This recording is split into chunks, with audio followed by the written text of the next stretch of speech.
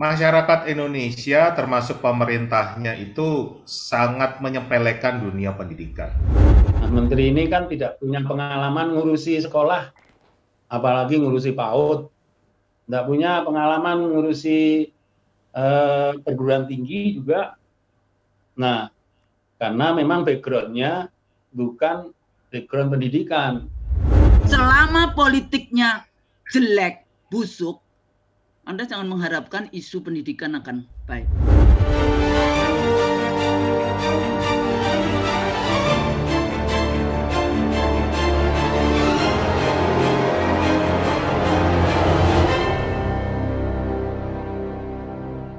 Anda kembali bersama kami di Realita TV di program Sarita, Sarinya Berita. Kita lanjutkan ini membahas masalah pendidikan di era pandemi, hilangnya generasi cerdas, begitu tema kita kali ini. Saya langsung lanjutkan ya ke Kak Indra ini ya, tentang masalah pendidikan yang semakin kompleks ini. Tapi ya belum ada yang konkret ya untuk khusus mengatasi atau mengembangkan kualitas pendidikan kita di era pandemi ini, Kak Indra.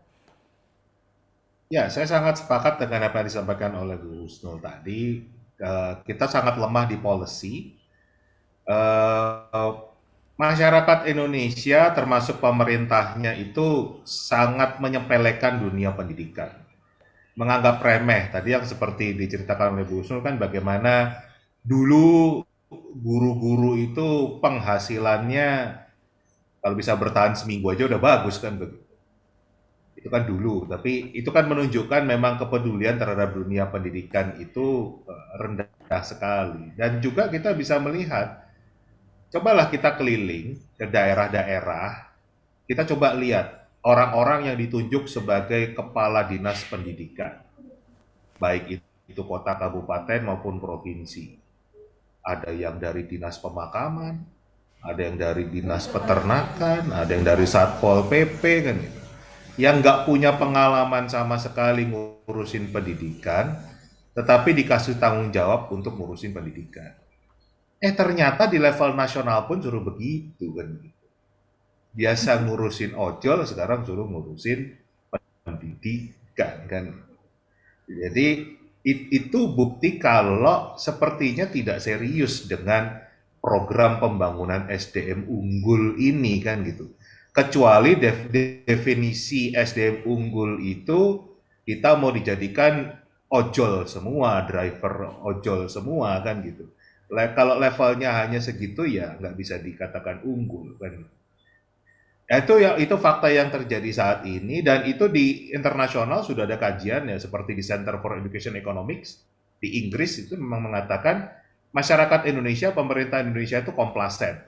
Makanya sudah 20 tahun learning profile kita, profil pembelajaran kita itu stagnan. Nggak meningkat-meningkat. Tapi anggarannya sekarang per tahun sudah 550 triliun.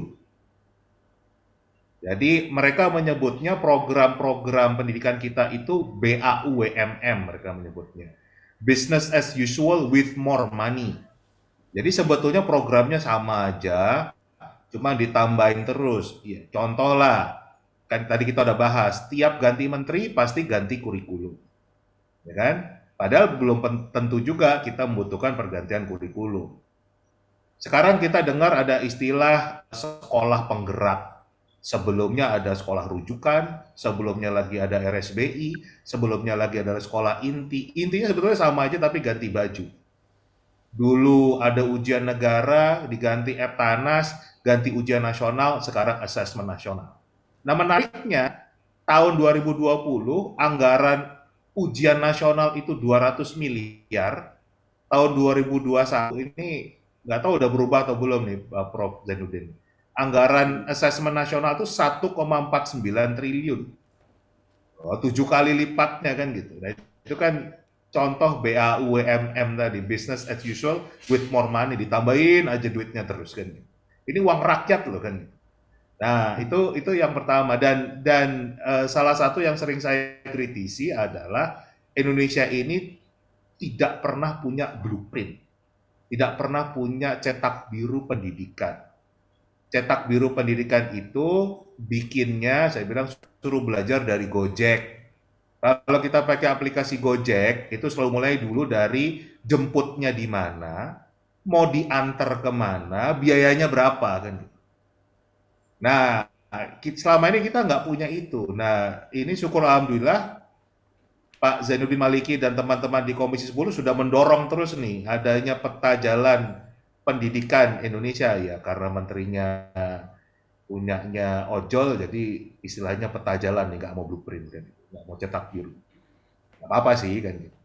Tapi, nah ini kalau nggak salah kemarin sudah panjanya sudah selesai Pak ya ini, tapi hasilnya seperti apa kita belum tahu. Tapi yang jelas kita butuh cetak biru, karena kalau kita bandingkan nih, kita bandingkan balik lagi ya kondisi pandemi sekarang. Negara tetangga kita yang besarnya cuma segede kecamatan, cuman punya 300 sekolah, 5 universitas. Mereka sudah punya master plan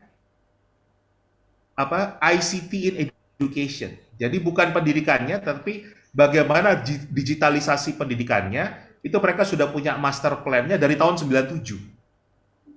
Itu negara yang cuman segede kecamatan. Jadi sudah punya planning, sekarang sudah masuk fase keempat, bagaimana digitalisasi pendidikan itu dilaksanakan. Kita yang 17.000 pulau, 50 juta siswa, 200.000 sekolah, nggak planning sama sekali. Nah itu yang membuat anggaran 550 triliun tiap tahun itu menguap, nggak ada hasil. Itu pandangan saya. Ya nih, Prof. Zainuddin, bahkan sekarang pun planningnya juga masih belum ada tampaknya. Ini nanti gimana nih digitalisasinya ini, meskipun sudah pandemi seperti ini, kan itu semakin penting digitalisasi ini. Komisi 10 sebetulnya sudah minta mulai awal periode bertemu dengan menteri untuk nyusun peta jalan atau blueprint cetak biru. Tapi karena menterinya itu mantan CEO-nya Gojek, lebih milih istilah peta jalan. Jadi lebih suka dengan istilah jalan lah pokoknya. Kita silahkan, kita beri waktu itu 6 bulan. Kita beri waktu 6 bulan, bulan Juni, menyerahkan dalam bentuk PowerPoint. Jadi ada 3 dokumen yang diserahkan ke Komisi 10. Dokumen pertama itu bulan Februari, PowerPoint. Kemudian bulan Mei juga disampaikan dalam bentuk PowerPoint. 6 bulan sebagai tenggat waktu yang diminta Komisi 10 itu juga masih berbentuk PowerPoint. Gitu. Kalau PowerPoint sudah barang tentu yang namanya PowerPoint kan cuma ya poin-poinnya saja, yang kemudian orang memiliki tafsir yang macam-macam, maunya seperti apa. Nah, Komisi 10 juga membuat panja. Komisi 10 serius sekali nanggapi, sudah mengajak berbicara buat banyak pihak, NU, Muhammadiyah, MUI, Sampurna, PGI, PHDI, semua. Ya hanya Sampurna sama Tanoto Foundation yang belum diundang oleh Komisi 10. Itu. Jadi dari yang bikin PowerPoint Sampurna. Yang diundang oleh Komisi 10 itu serius sekali itu. Terus termasuk Mas Indra ini yang kita undang ini untuk berbicara di Komisi 10. Membuat makalah dengan bagus, itu berhalaman-halaman. Tapi Menteri Pendidikannya hanya membuat PowerPoint. Nah, teman-teman di Komisi 10 sempat mengingatkan, ini jangan-jangan nanti rekomendasi yang dibuat Komisi 10 diambil begitu saja, lalu dicetak jadi peta jalan pendidikan yang dibuat oleh Kementerian Pendidikan ini. Kan Menteri kita ini suka ngambil punyanya orang itu. Merdeka Belajar kan ngambil punyanya Sekolah Cikal itu, yang kemudian padahal itu sudah dipatenkan, tapi Menteri mengatakan ini sudah hak milik memilih Kementerian Pendidikan dan Kebudayaan. Sampai sekarang saya belum tahu payung hukumnya gimana caranya mengambil alih hak paten orang lain itu, apakah bisa begitu saja lalu dimiliki gitu. Ini satu problem. Jadi peta jalannya saja itu masih berbentuk PowerPoint gitu loh. Nah, juga kalau kita mengkritisi banyak sisi yang di PowerPoint itu. Dokumen yang di bulan Februari yang Mei, ya itu Mei yang dikatakan oleh dari Kemendikbud, dokumen yang serius dibuat yang di bulan Mei. Kalau yang di bulan Juni itu karena menjelaskan salah satu slide di PowerPoint itu tentang pelajar Pancasila gitu.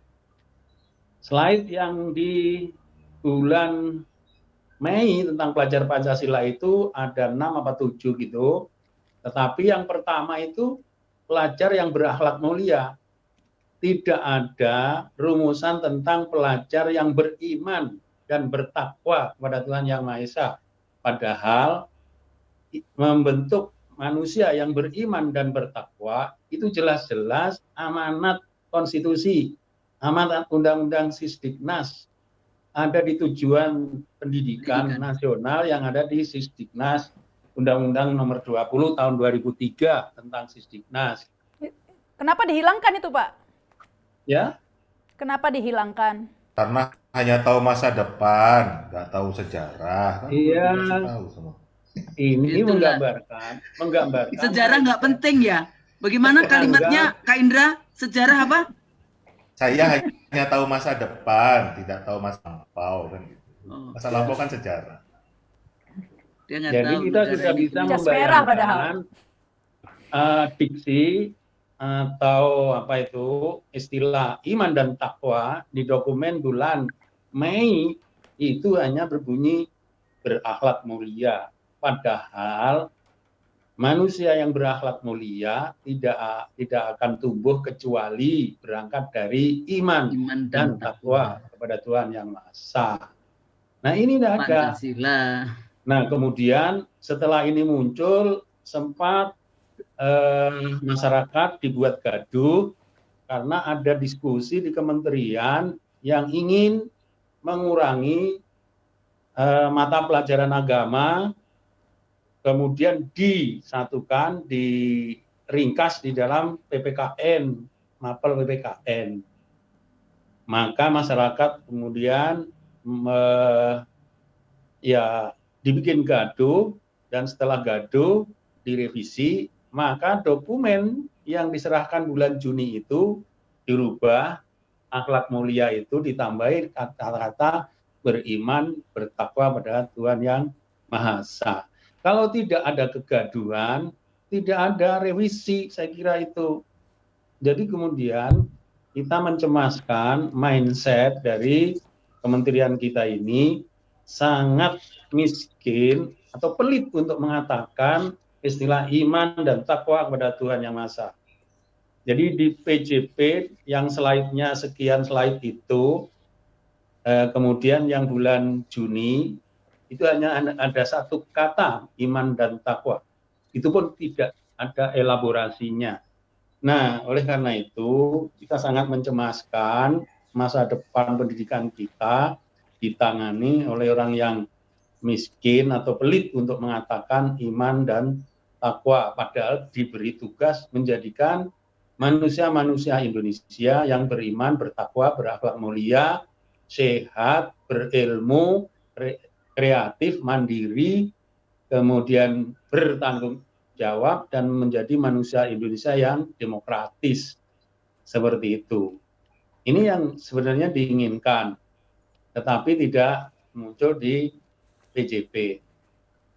Nah, saya sejak awal Mbak Sarita menyampaikan kepada Mas Menteri ini kan tidak punya pengalaman ngurusi sekolah, apalagi ngurusi PAUD, tidak punya pengalaman ngurusi perguruan tinggi juga. Nah, karena memang background-nya bukan background pendidikan.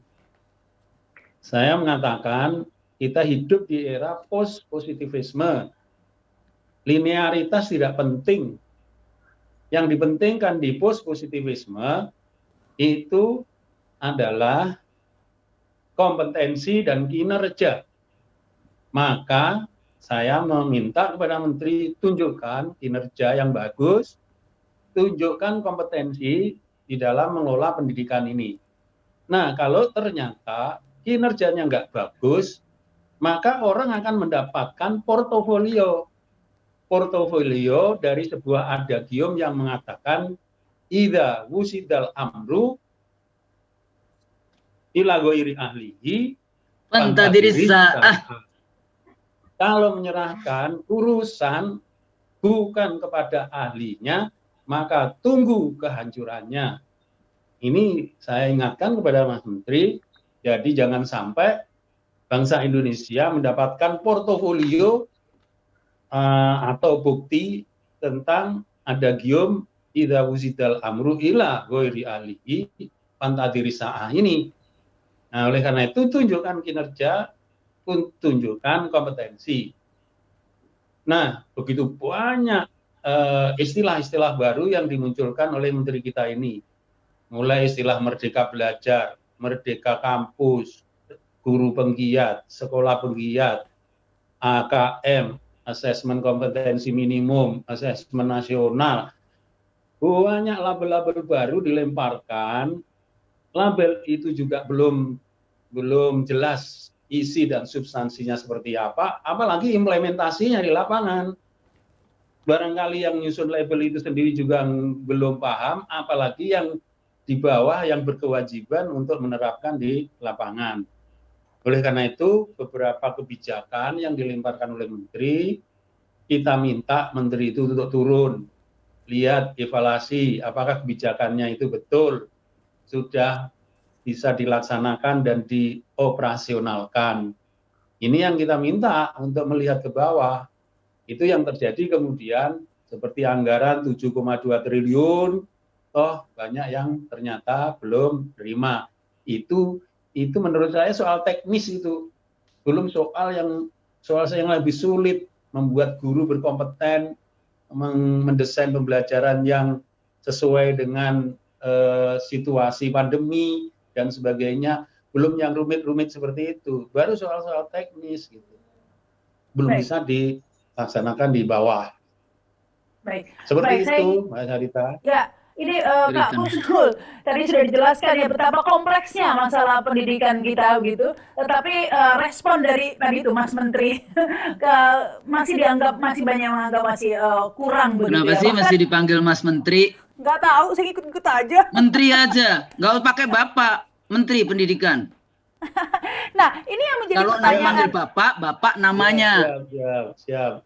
Ya kan, kalau manggil panggil Bapak terus namanya. Tapi kalau panggil jabatan, panggil Menteri, Saudara Menteri Menteri Pendidikan, kayak gitu.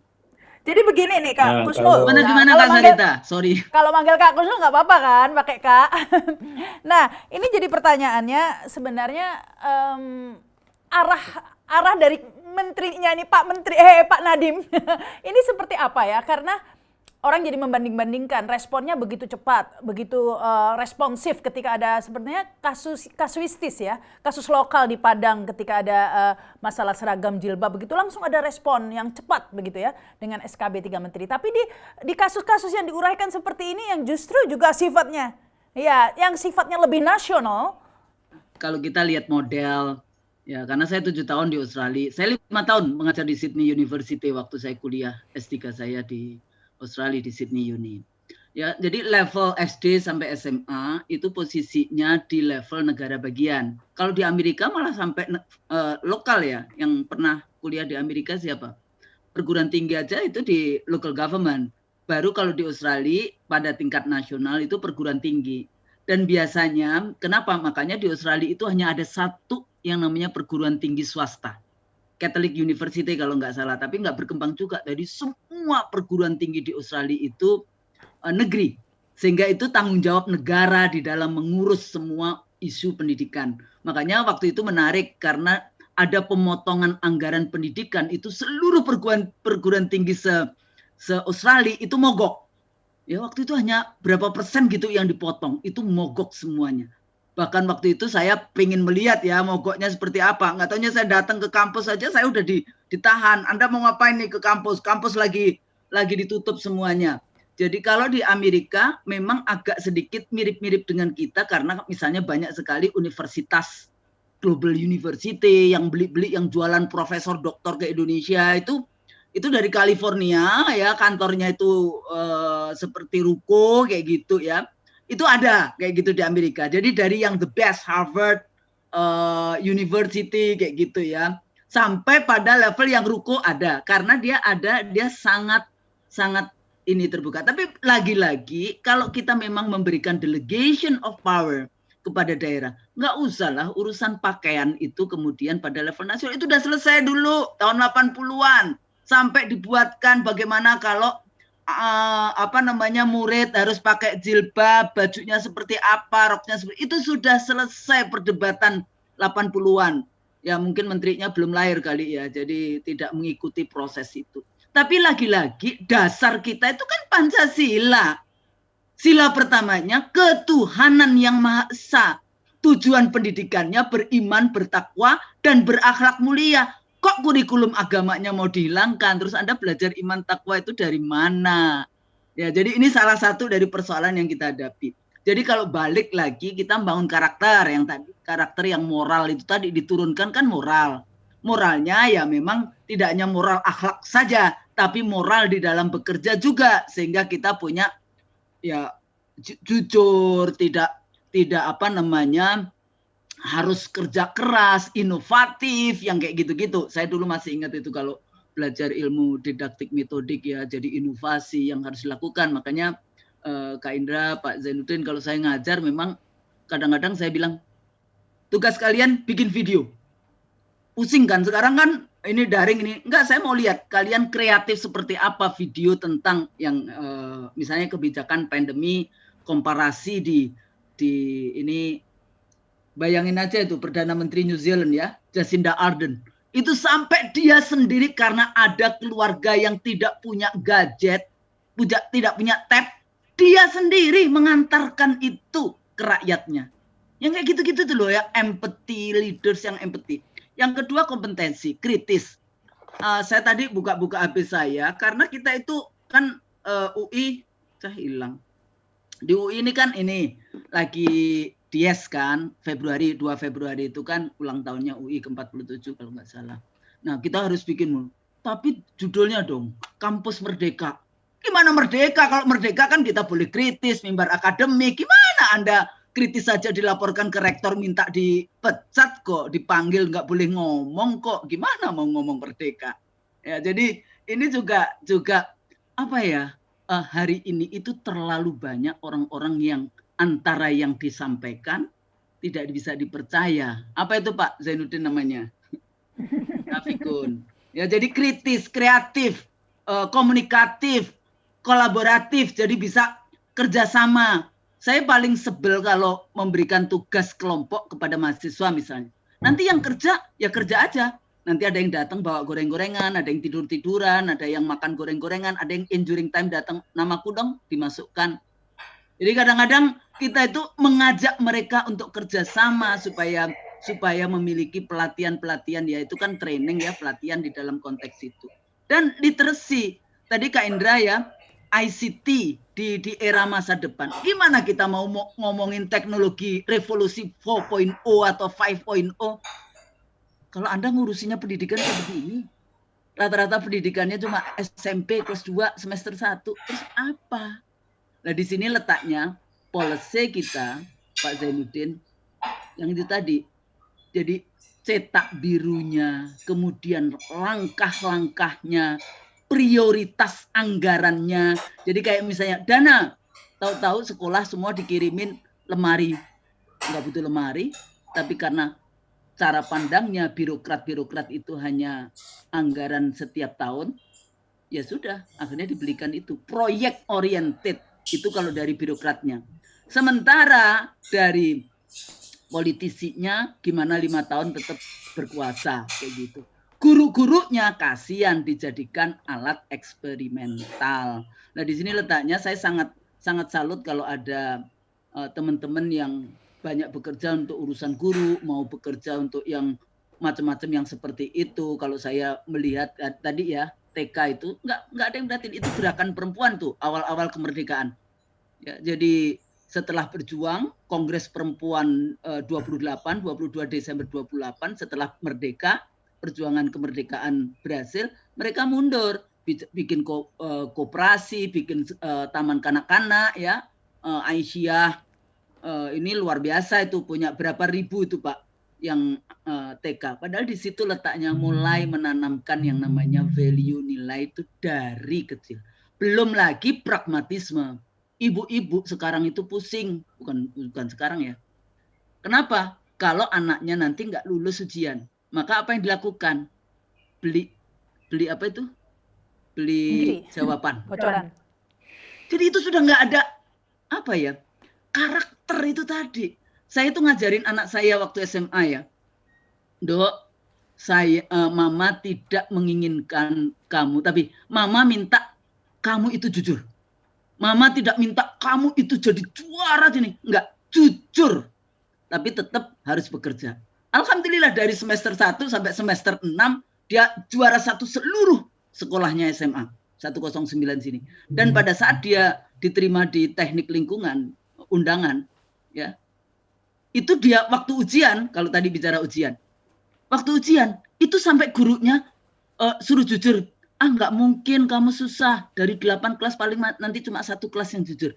Jadi pragmatisme yang luar biasa dari gurunya, dari ini. Jadi ini sebetulnya Pak Zainuddin, jadi revolusi itu revolusi karakter, revolusi akhlak menjadi penting. Sementara orang yang bicara revolusi akhlak di penjara. Nah ini jadi masalah. Terakhir ya literasi itu. Baca. Ya. Saya itu sampai gini, ngasih tugas ke mahasiswa.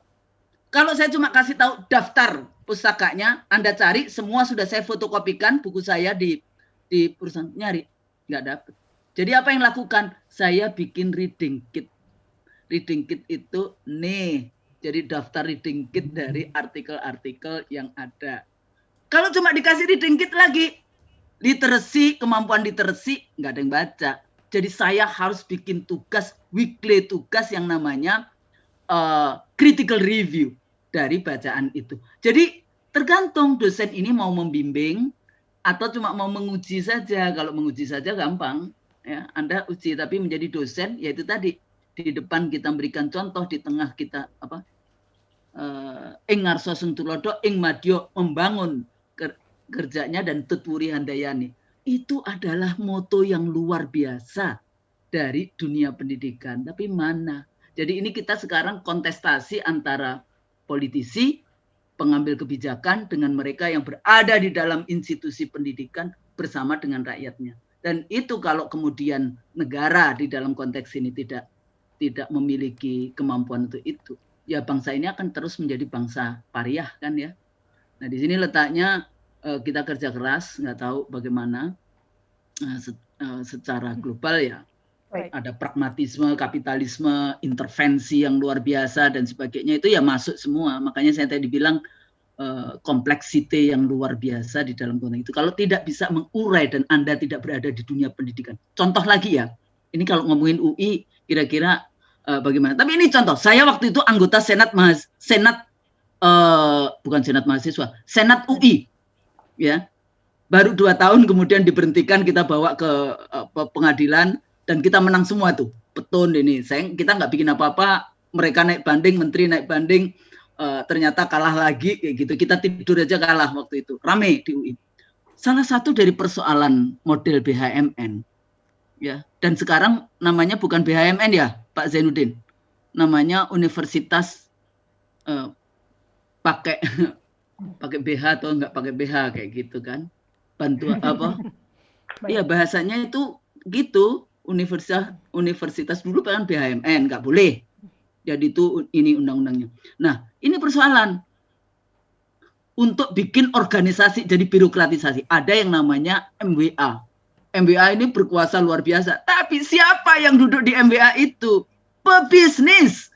Pebisnisnya memanfaatkan jaringan FKUI sedunia untuk kepentingan bisnisnya. Jadi ini juga persoalan. Terus kemudian UI dikasihlah gedung. Saya ketawa aja. Gedung itu berapa? 25 miliar. Menteri Keuangan dari UI, pimpinan DPR-nya ada 2 dari UI, Menteri Bappenasnya dari UI. Masa urusan 25 miliar saja mesti harus minta pebisnis hitam kalau menurut saya ya. Jadi bandar itu kayak gitu. Nah, ini hal-hal yang bagaimana sih kita itu punya integritas di dalam membangun bangsa ini. Saya pikir ini isu yang tidak bisa dibicarakan hanya dalam waktu 1 jam, 2 jam. Ini persoalan-persoalan yang sangat-sangat touch ya kepada isu masalah bangsa kita hari ini dan bangsa kita masa depan. Gimana Kak Indra? Kita ngomongin tentang global kayak gitu ya, pertarungan masa depan. Gimana lu masa depan kalau sejarahnya nggak paham? Kayak gitu kan. Ini jadi persoalan. Mohon maaf. Ya kalau saya melihat anak 35 tahun kan kayak mahasiswaku di kelas saja, kalau ngomong ngaco-ngaco ya saya bilang, sebentar, kamu bacanya apa? Coba dibaca lagi. Nah, kayak gitu kan kalau kita. Mohon maaf. Ya. Ya, tetapi ya inilah kita nantikan tentunya seperti apa arah pendidikan kita ke depannya nanti. Yang pasti tantangannya semakin kompleks begitu ya, jangan sampai terjadi gap atau perbandingan ya antara siswa era sebelum pandemi dan siswa setelah pandemi. Kualitasnya jadi beda begitu ya. Bukannya membaik tapi malah terus menurun. Tentunya ini yang harus menjadi perhatian. Baik, terima kasih. Kita indeksnya nomor berapa Kak Indra Indonesia? Kan ada itu yang indeks apa kayak gitu yang turun. SDM sedunia. Ini aja kalau tadi Bu Husnul bicara tentang literasi, kita itu kemampuan literasinya nomor 2 dari bawah. Berapa? Itu nomor 2 dari bawah. Kita nomor 60 dari 61 negara. Tetapi proyek literasi, jumlah perpustakaan kita nomor 2 terbanyak sedunia. Jadi kemampuan literasinya nomor 2 dari bawah, banyaknya perpustakaan itu nomor 2 dari atas. Nah, jadi tadi kan kalau kita bicara proyek tadi jadi ya, ibaratnya apa punya banyak sepeda tapi nggak ada yang bisa naik sepeda begitu ya. Betul. Kenapa sepeda? Buku ini buku ilmu pengetahuan kayak di Jepang itu ya Kak Indra ya. Jadi di Jepang itu saya dulu sempat ke Hosei University. Sebentar nih mungkin tambahan dikit. Di Hosei University waktu saya tahun 85 ya, saya masih mahasiswa diundang ke Hosei University untuk short course. Ada 11 orang lah yang waktu itu diundang. Itu yang namanya masuk ke perpustakaan semua sudah dalam bahasa Jepang. Waktu kita bertanya, jadi ada sekumpulan profesor di sana yang di bahasa. Pagi itu buku itu diterbitkan di London, sore sudah dalam bahasa Jepang. Mbak Husnul. Ya. Ini saya di Plaza Senayan itu di lantai 5 ada toko buku teks itu. Saya kaget terakhir ke situ itu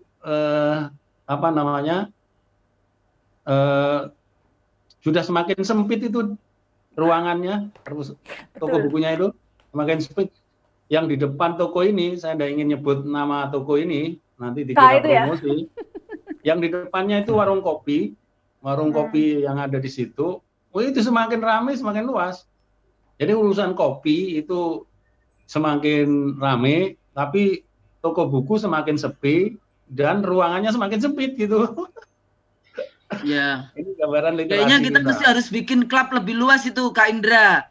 Jadi diajaklah banyak teman-teman yang pendidikan yang ya. Enggak, kalau itu sih wajar sih ke Prof Zainuddin karena memang saat ini memang orang jarang baca buku. Sekarang orang baca buku tuh kayak ngelihat orang makan siri gitu kali ya. Sudah so yesterday. Ya, soalnya yang dibaca itu cuma Doraemon. Bukan, maksudnya tetap baca tapi melalui digital. Ke program pendidikannya memang kita tidak mendorong ke peningkatan kemampuan literasi. Tadi kan saya sudah katakan, Bank Dunia itu mengatakan Indonesia itu function illiterate. Artinya orang Indonesia itu bisa baca tapi nggak ngerti apa yang dibaca. Itu kajian resmi Bank Dunia menyampaikan seperti itu. Yang terakhir. Tapi ya diam aja pemerintahnya. Iya. Nah, tapi sekarang yang di literasinya dibuzzerkan sih soalnya. Jadi sebetulnya balik lagi tesis saya, selama politiknya jelek, busuk, Anda jangan mengharapkan isu pendidikan akan baik. Iya. Nah, kalau Baik. soal buku, Vietnam itu bisa mencetak buku 2 kali lipat dari kemampuan Indonesia mencetak buku. Itu Padahal Vietnam. negaranya lebih kecil jauh. Negaranya kecil, penduduknya Ini lebih nanti sedikit. Belum lama lagi merdeka kan?